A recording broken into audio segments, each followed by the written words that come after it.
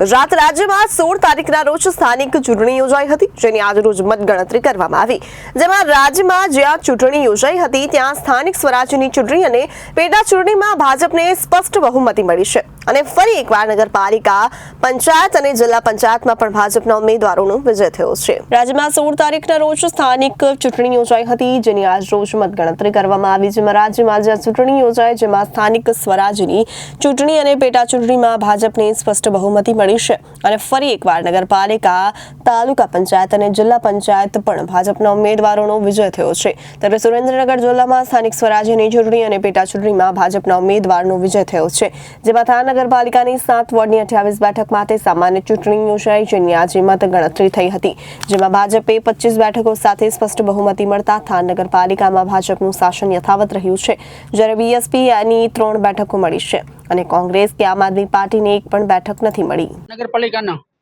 જ્યારે રિઝલ્ટ હતું ત્યારે 28 માંથી 25 બેઠક ભારતીય જનતા પાર્ટીનો ભવ્ય વિજય થયો છે, ત્યારે કોંગ્રેસને પણ શૂન્ય મળી છે. ત્યારે આ પ્રજાજનો જે નરેન્દ્રભાઈની કેન્દ્રની સરકાર અને રાજ્યની ભૂપેન્દ્રભાઈની પટેલ સાહેબની સરકાર તથા મારા પ્રદેશ અધ્યક્ષ શ્રી આર પાટીલ સાહેબની અધ્યક્ષતામાં જે છેવાડાના માનવી સુધી વિકાસના કામો કરવાના હોય અને યોજનાઓ જે કેન્દ્રની અને રાજ્યની જે યોજનાઓ છેવાડાના માનવી સુધી કેવી રીતે પહોંચે એ કાર્યકર્તા દિવસ ને રાત મહેનત કરતા હોય અને જે પ્રાથમિક સુવિધાઓ છે એ સુવિધા માટે કાયમી માટે કાર્યકર્તાઓ અને જે ચૂંટાયેલા સદસ્યો છે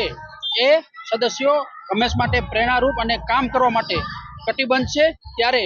થાન નગરપાલિકામાં પ્રજાજનોનો જે 28 માંથી 25 બેઠકો ભારતીય જનતા પાર્ટીને આપેલ છે એ બદલ હું પ્રજાજનોનો હૃદયપૂર્વક આભાર માનું છું તથા પ્રદેશમાંથી મારા બૂથના સૌ કાર્યકર્તાઓ 17 દિવસ સુધી દિવસને રાત મહેનત કરી છે એ મહેનતપૂર્વક હું એમને પણ હૃદયપૂર્વકના અભિનંદન આપું છું અને ફરીથી આ ભારતીય જનતા પાર્ટી નગરપાલિકા ભારતીય જનતા પાર્ટીની બની છે તો સૌને સૌ શુભકામનાઓ.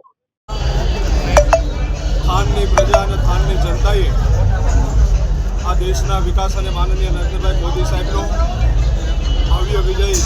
થયો છે અને આપણા 28 માંથી થાન નગરપાલિકામાં 25 ઉમેદવારોની જીત થઈ છે. ત્યારે થાનની જનતાનો હું હૃદયપૂર્વક આભાર માનું છું અને આ જીત ગુજરાતની જીત છે, આ જીત થાનની જનતાની જીત છે, આ જીત છે અમારા પાર્ટીના કાર્યકર્તાના અમારા આગેવાનની જીત છે અને આ જીત છે એ હું તમને કહું આજે એ જીત તમે માહોલ જોઈ રહ્યો છો, ખૂબ જ ખુશીથી અમે આ જીતને ઉજવી રહ્યા છીએ અને આમ આદમી પાર્ટી અને કોંગ્રેસ જેમ દિલ્હીમાં 0 થઈ એમ અહીંયા પણ 0 જોવા મળ્યું છે. જ્યારે આ થાનમાં પ્રજાના કંઈ પ્રશ્નો હોય ત્યારે એમની સમયે રજૂઆત કરે છે, પણ થાનની પ્રજા કાયમી ભારતીય જનતા પાર્ટી અને નરેન્દ્ર મોદી સાહેબ અને દેશ સાથે રહી